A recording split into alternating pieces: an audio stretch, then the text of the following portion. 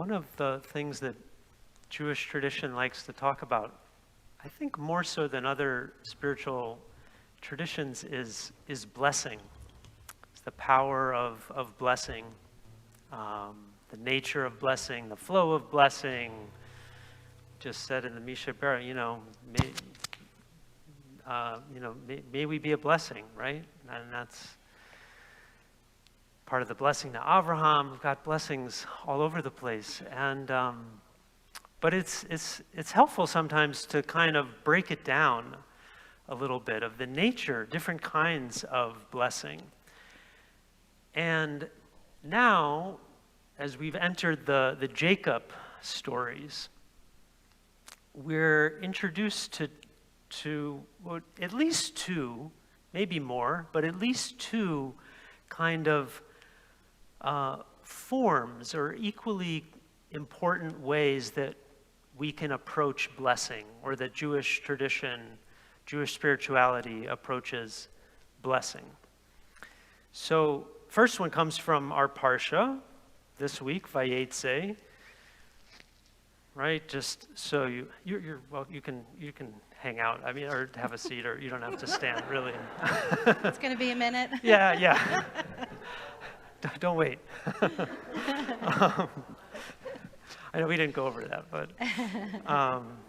So just to set us up, right? So Jacob, he's left his home. His mother Rachel said, after that thing that you did with your brother, this is like the quote, your brother Esav is consoling himself by planning to kill you. It's his particular method of consolation. And so Jacob leaves, right? And so he Vayetze Yaakov mi Beersheva, he goes out. And of course, he has this amazing experience where he alights at this place, and he chooses the softest of all of the rocks to place as his pillow, right? It's like our biblical ancestors used rocks for pillows, but so he does that. He has the dream, right, with the ladder. Let me read directly, actually, just connecting with a little bit of the Hebrew. So he sees the ladder, the angels going up and down it, this vision of the divine. And then, Vayaketz Yaakov Mishnato, and he wakes up, kind of like a sudden thing from his sleep, and he says, Achen yesh Adonai b'makom hazeh. There is God in this place.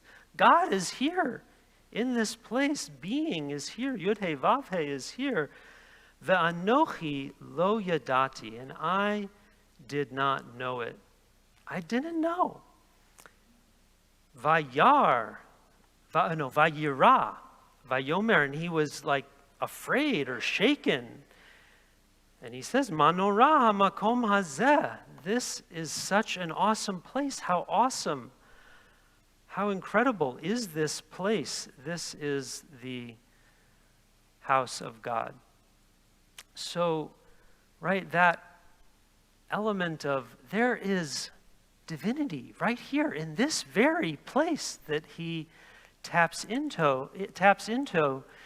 You could say that's kind of blessing, the paradigm of blessing as noticing what is already there, right? The blessing that is there, that is present, that we miss, that we pass over, that we are too preoccupied, that we are too busy, that we are too, our perceptions, our worries perhaps are clouding our ability to notice that there is the sacred here, right here in this moment, that goodness is present, that beauty is present, that holiness is here. It's not, obviously there's some times, right, where that breaks through more. And we could think like, well, what is it about it where it breaks through to me more?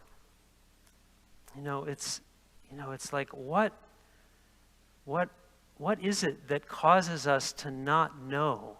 Like Jacob says, I did not know. lo yadati, that God was here in this place? What was the preoccupation that we have that causes us to miss the divine blessing that is right here? Maybe it's really being able to notice the intensity of the beauty of the colors right now, of just the vibrancy and the aliveness that we can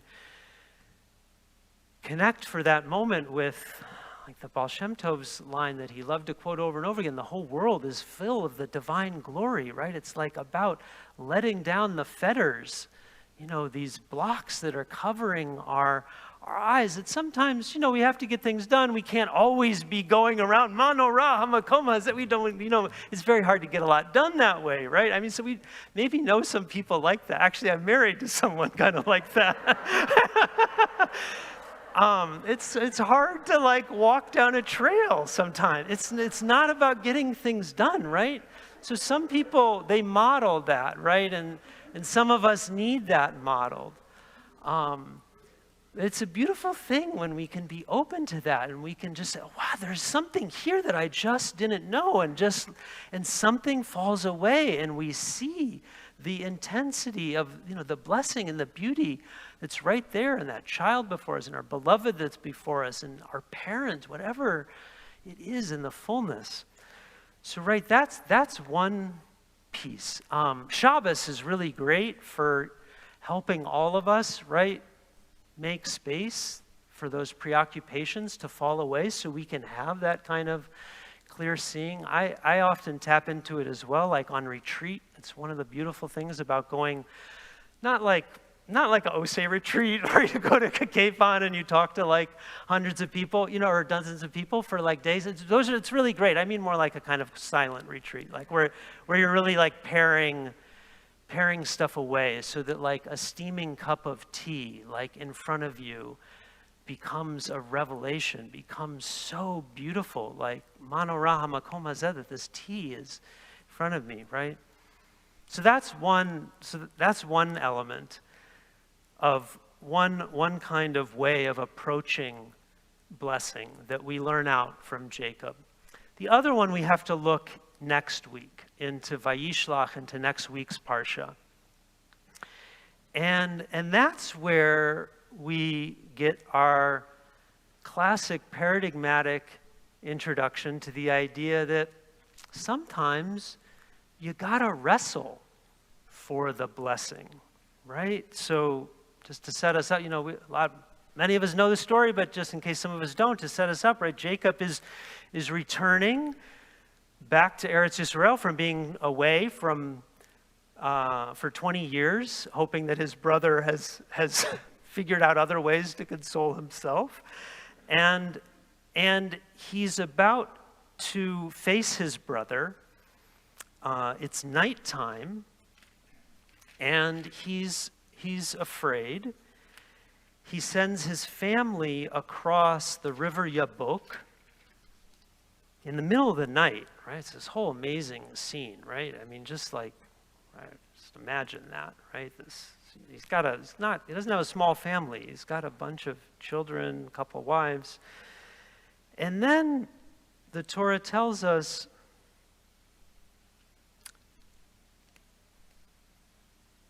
Vayvater Yaakov levado, and Jacob was left alone, right? He's alone. He's going to go, he doesn't have anyone witnessing this struggle.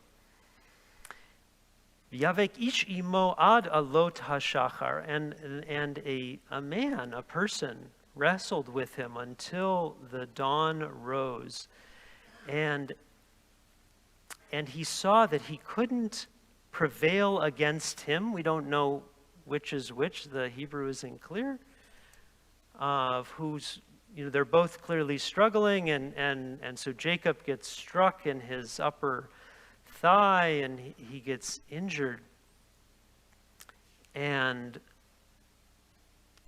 he says after this injury, he's the being, this mysterious being, says, "Let me go, dawn is breaking," and Jacob says, "I'm not going to let you go until you bless me. I worked really hard for this. I want something come out of this? And so then he gets the name change, right? And he gets the blessing, and he says, your name is no longer going to be Jacob, but Yisrael, Kisarita im Elohim ve'im anashim ve'tuchal, because you wrestled, you strove with God and with human beings, and you succeeded. So he had to wrestle for that blessing, not like a high school match, right? This was like hours. This is hours going on until the dawn comes. And so, we can think about, right? Sometimes in our lives, we have to really wrestle with the blessing. It's not just a simple thing of noticing what is there. Sometimes you can think of different examples in your own life, right? If we had time, if this was a Torah discussion, right? I'd love to hear those examples, right? Of where did you really have to wrestle to get that bracha, to get that blessing? I mean, sometimes parenting is, sometimes because I got to really wrestle with it to receive the blessing.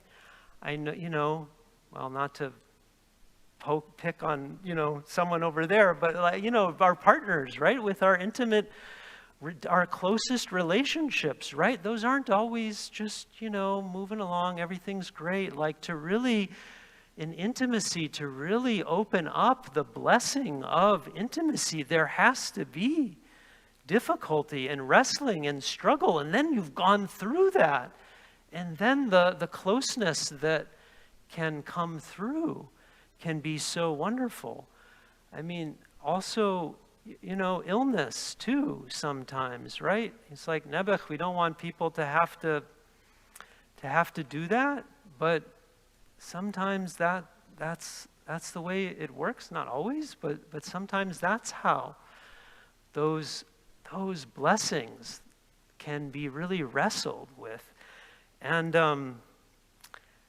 this is sometimes it's counterintuitive for our culture. I think there's a common idea in contemporary spirituality that it's like finding where's the flow, right? Where's there no resistance, right? Everything's just going easy, right? That's usually right what we're spiritually, I would say, in this day and age, often conditioned for. But there's a quote the Baal Shem Tov again. He would say that anything that you do that has no opposition is not worth doing. Right? Anything. So, it's a very different. It's a different take. So sometimes, right, you need that struggle. Right? That intensity of the struggle is really what allows the blessing to be wrested from that being that you're, from that experience. And so, it's almost like you could see these two kinds of blessing. It's like the Hasidic teaching of the two quotes that you keep in your pocket, Simcha Bunam of Pshiska, the I am but dust and ashes, and this world was created for me, right? You've probably heard that teaching before. I haven't done a drash on it, but you've probably heard some rabbi, right, give a drash on that teaching. Those are really important. But here, sometimes we've got the blessing of just noticing the quality of what is there. Like, how can I drop my blinders, my fetters, the cloudiness of my perception and just feel what's really here. And then there's those times when I gotta just wrestle with this. And the wrestling, it's not always linear, right? You don't just do the wrestling and then you get the blessing, right? And then you go home. Like sometimes you wrestle and it sucks for years, right? And then the blessing, and then you see that, whoa, right? Manorah, how awesome that was for what actually worked itself out. It's crazy how that works out. So may we be blessed to know which of those, which is which. You know, when do we need to wake up in the moment to what is there, and when do we really need to wrestle? Shabbat Shalom.